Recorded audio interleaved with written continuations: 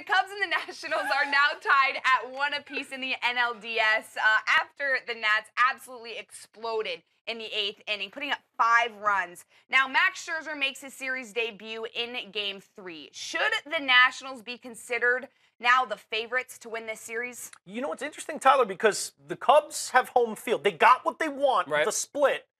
But, man, they were so close. It doesn't feel like they got what they want as the road team in Games 1 and 2 because they could have easily come home 2-0. Right. And now the whole tweaked hamstring that forced Max Scherzer to go to Game 3 really becomes a little bit of an advantage because now they've really got their true ace.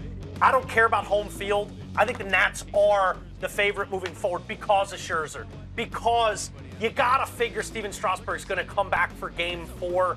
And Strasburg was so great in Game 1, just didn't get that run support. And I think Scherzer's going to be dazzling in Game 3. I think the Cubs are in trouble all because of one inning and things kind of unraveling. Yeah, I don't want to call the Cubs the favorite because I still think the better pitching is lined up for the Nationals over the remaining 3 games if 3 are necessary. The wild card in all this, though, is how is Max Scherzer feeling? That's a good point.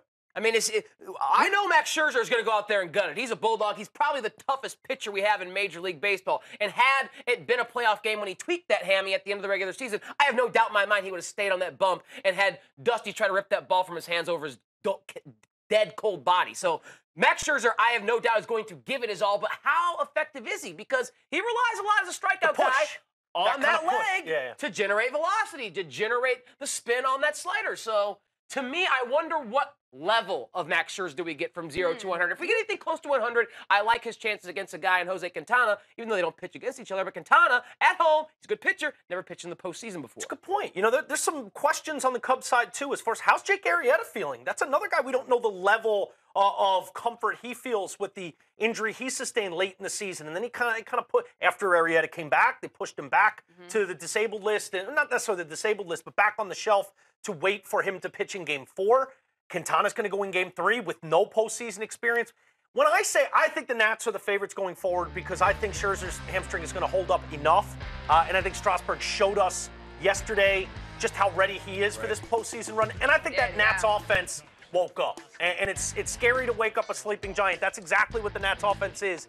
If they can get going, I give the Nationals a slight favorite going forward, but it's not much. This thing could really go either way. It hasn't really gone as we've expected through 2 games. If this guy right here wakes up, I will give the Nats the advantage. If Bryce Harper becomes Bryce Harper, then they have the depth in the lineup that can match or supersede the Cubs. Right now, I don't know. I'm sorry for straddling the fence. I guess I didn't bring much to this conversation because I'm going to call it a toss-up. It's 1-1 after 2 games, and I'm going to call it a toss-up. I can't tell because there's so many variables. But if Max Scherzer's right, if Bryce Harper's right, give it to the Nats. If not, I'm going to give it to the Cubs because they have 2 of those 3 at home. Well, real quickly, I know you were really frustrated with Joe Girardi yesterday since you are a Yankees fan, and you guys were actually talking a little bit earlier about Joe Madden and his decision-making.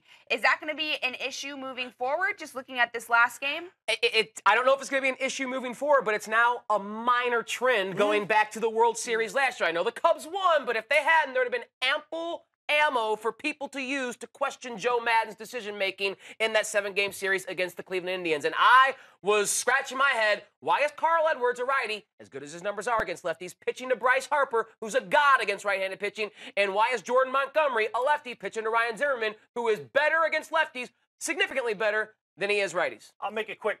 Joe needs to be better. Joe Madden needs to be a little bit better and get fine-tuned a little bit with his decision-making if the Cubs are going to win. Cubs Nationals travel back to Chicago for Game 3 of the NLDS, so we'll see if Joe Madden is better and they figure things out.